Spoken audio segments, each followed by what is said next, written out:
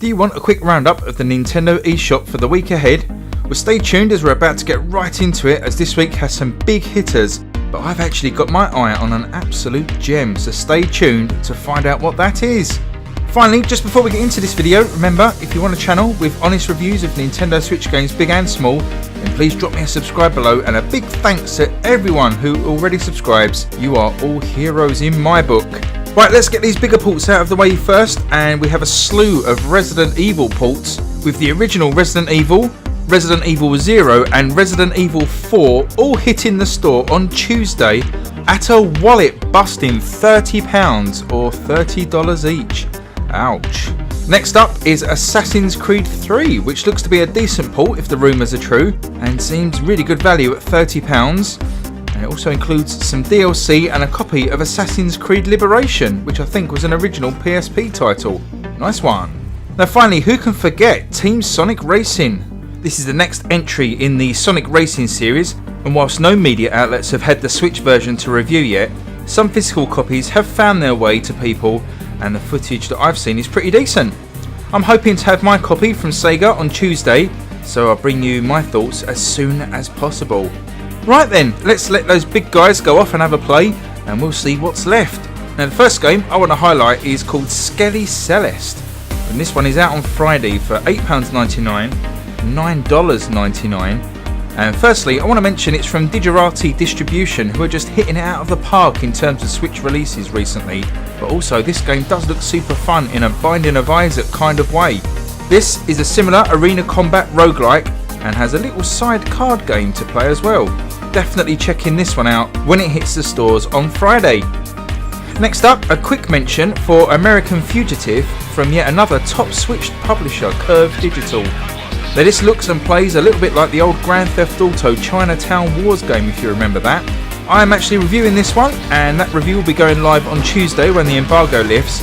Now this is out on all platforms from Tuesday, but the Switch version is actually out on Thursday, so even though the review will be live Tuesday, it won't be on the store until then. And this one will be £17.99 and $19.99, and as I say, check back Tuesday for my review. Now finally, my gem that I mentioned earlier is Gunlord X, and this is from NG Dev Studios. Now I'm a massive fan of the Amiga, and it's maybe possibly my favourite system of all time, certainly home computing wise.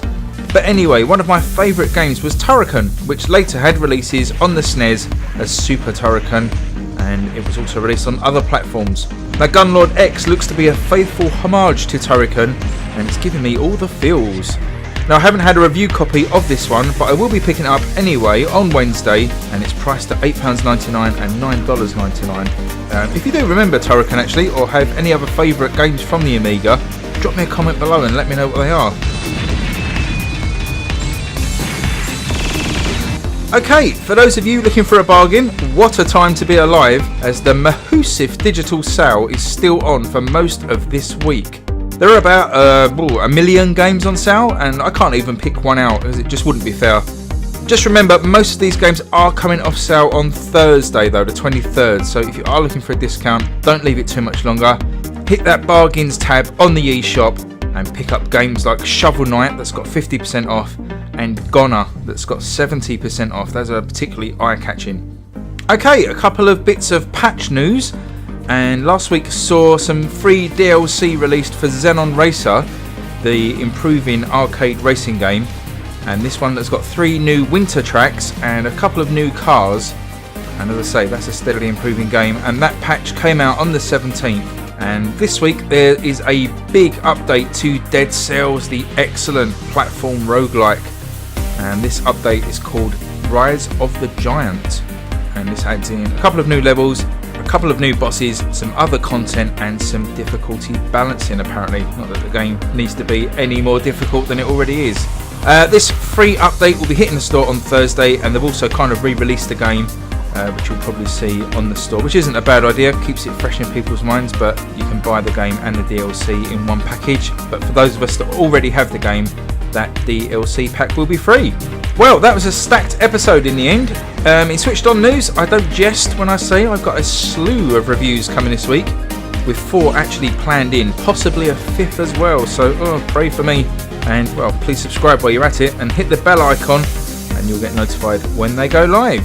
Okay guys, thanks for watching, enjoy your week and remember to stay switched on.